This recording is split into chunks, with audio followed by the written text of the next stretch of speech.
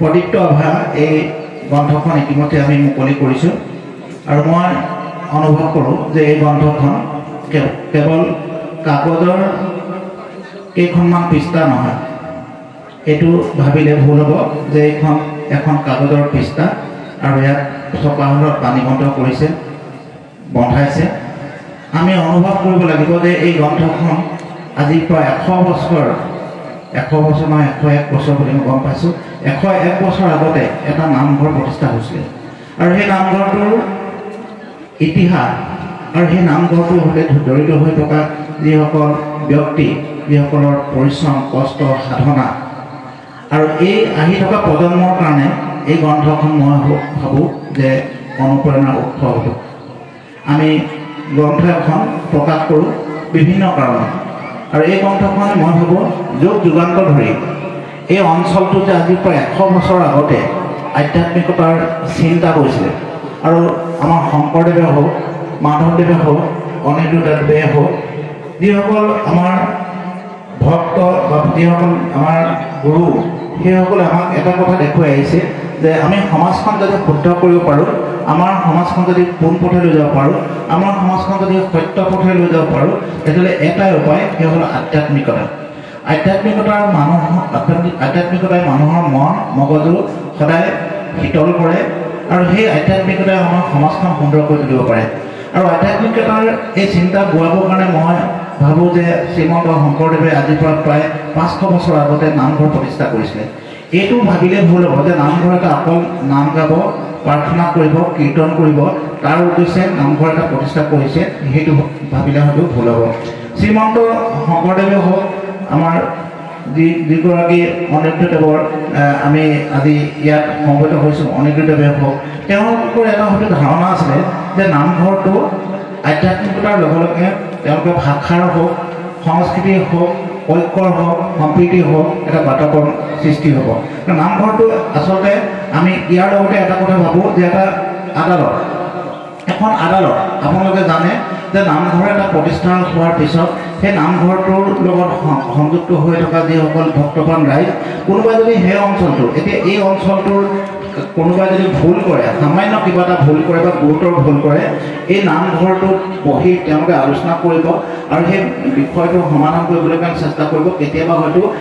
এটকা পইচা বা কামৰ পৰা এটা দিও এই দোষমুক্ত হ'ব পাৰে। তাৰমানে আচলতে আদালত। গতিকে আমাৰ শ্ৰীমন্ত শংকৰদেৱে যিটো উদ্দেশ্যই এই নামঘৰ প্ৰতিষ্ঠা কৰিছিলে, সেই নামঘৰৰ উদ্দেশ্যৰ পৰা হয়তো কেতিয়াবা যে আমি ফালৈ গতি গৈছোঁ, এনেকুৱা অনুভৱবিলাক হয়তো আমাৰ নহয়, প্ৰত্যেকৰে এনেকুৱা অনুভৱবিলাক হয়। নামঘৰ এটা লাগে আমাক সমতাৰ কাৰণে, ঐক্যৰ কাৰণে, সম্প্ৰীতিৰ কাৰণে। আমি আজি এই ইয়াত 1500 মানুহ বা আজি 1500 আমি মই গম পাইছোঁ যে প্ৰায় বহুসংখ্যক ইয়াত মানুহ আছে, অঞ্চলটোত গাঁও আছে, ৰাইজ আছে, একেলগে দুটা নামঘৰ আছে, কিন্তু সকলোৱে আজি এইটো নামঘৰত মই শুনিছোঁ যে সমবেত হয়, আজি এইটো নামঘৰত সমবেত হৈছে। তেওঁলোকৰ বিষয়বোৰ আলোচনা কৰে, তেওঁলোকে গীত নৃত্য আলোচনা কৰে, তেওঁলোকে সমাজখনক আগুৱাই নিবৰ কাৰণে, শুদ্ধ পথ দেখুৱাবৰ কাৰণে এই নামঘৰটোৰ এটা বাট কটীয়া বুলি মই অনুভৱ কৰিছোঁ। গতিকে আজি আপোনালোকে 101 বছৰৰ যিখন স্মৃতিগ্ৰন্থ মুকলি কৰিছে, সেই স্মৃতিগ্ৰন্থখন মোৰ দৰে এজন সামান্য ব্যক্তিয়ে উন্মোচন কৰিবলৈ পায় মই সঁচাকৈ গৌৰৱান্বিত হৈছোঁ। হয়তো ক'ৰবাত ভাবিছোঁ যে ক'ৰবাত মই পুণ্য কাম এফেয়াৰ কৰিছোঁ, তেনেকুৱা পুণ্য কাম এফেয়াৰ কৰাৰ কাৰণে হয়তো এনেকুৱা এটা 101 বছৰীয়া এটা নামঘৰৰ উপলক্ষে প্ৰকাশিত এখন স্মৃতিগ্ৰন্থ আমাৰ দ্বাৰা উন্মোচন কৰাবলৈ আপোনালোকে মোক নিমন্ত্ৰণ কৰি আনিছে। তাতকৈ মই ভাবোঁ ভাগ্যৱান বা সৌভাগ্যৱান বা গৌৰৱান্বিত হোৱাৰ মোৰ অনুভৱ নাই। আমি সমাজখন পৰিৱৰ্তন কৰিবলৈ হ'লে আমি সকলোৱে আধ্যাত্মিকতা সঁচাকৈ হৃদয়ৰ পৰা গ্ৰহণ কৰিব লাগিব। আমি অকল নামঘৰত বহি থাকিলে নহ'ব। নামঘৰত পঢ়া সময়খিনিত আমি যেনেদৰে জোতাযোৰ নিপিন্ধি বা আমি যেনেকৈ আমাৰ সাজ পোছাকে আমাৰ হৃদয়খন মনটো শীতল বা পবিত্ৰ কৰোঁ, তেনেকুৱা সকলো ক্ষেত্ৰতে নামঘৰটোৰ পৰা ওলাই গৈ যদি আমি বেলেগ ধৰণৰ চিন্তা কৰোঁ, তেতিয়া নহ'ব। এই নামঘৰটোৰ ভিতৰত থকা যি অনুভৱ, সেই অনুভৱটো যদি প্ৰত্যেকে সমাজখনৰ বিভিন্ন ক্ষেত্ৰলৈ বিয়পাই দিয়ে, তেতিয়া হয়তো আমি যিখন সমাজৰ কথা ভাবিছিলে শ্ৰীমন্ত শংকৰদেৱে বা অমৃতদেৱে বা আমাৰ মাধৱদেৱে সেইসকলৰ সপোনটো বাস্তৱত ৰূপায়িত হ'ব আমি সেই কোনোবা এটা বিন্দু হয়তো মতাদৰ্শ বেলেগ বেলেগ হ'ব পাৰে আজি অমৃতদেৱ মায়াময় সত্ৰৰ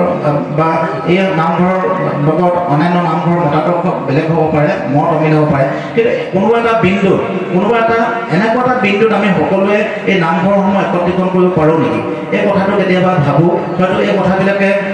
কেতিয়াবা এনেকুৱা ধৰণৰ বিতৰ্কৰ সৃষ্টি কৰিব পাৰে কিন্তু আমি সাধাৰণ